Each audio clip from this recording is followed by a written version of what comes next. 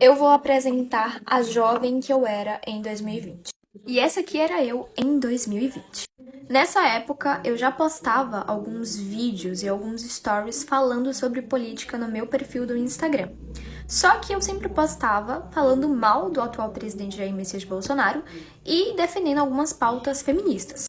E é claro que eu era super aclamada. As pessoas diziam que eu era sensata, inteligente e incrível. Ou seja, as pessoas gostavam do meu posicionamento. E nessa época, os meus seguidores me achavam legal. Eu era uma menina maneira. E eu tinha muitos seguidores no meu Instagram. E eu postava muitos vídeos no IGTV falando sobre política, enfim.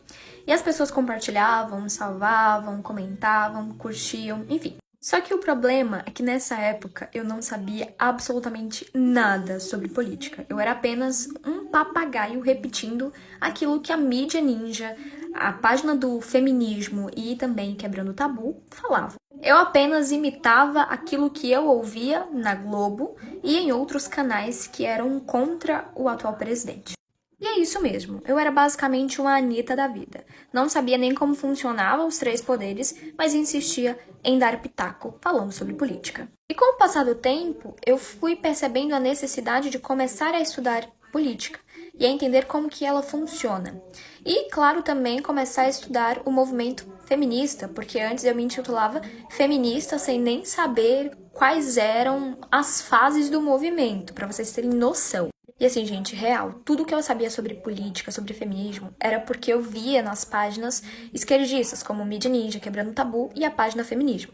Mas foi somente quando eu comecei a estudar o comunismo, o capitalismo, a entender o que é o conservadorismo, o que é o liberalismo, a estudar a verdadeira história do movimento feminista, a ouvir falas completas e sem cortes e também sem edições do atual presidente Jair Messias Bolsonaro para conseguir compreender todo o contexto a qual ele estava se referindo.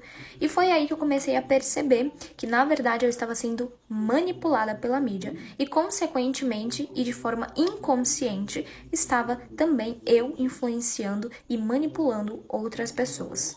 E foi a partir desse momento que eu comecei a entender que, na verdade, tudo que eu defendia não passava de uma balela e de uma farsa e das grandes. E foi a partir disso que eu comecei a me intitular direitista, conservadora, um pouco liberal, talvez, antifeminista, armamentista e também anticomunista.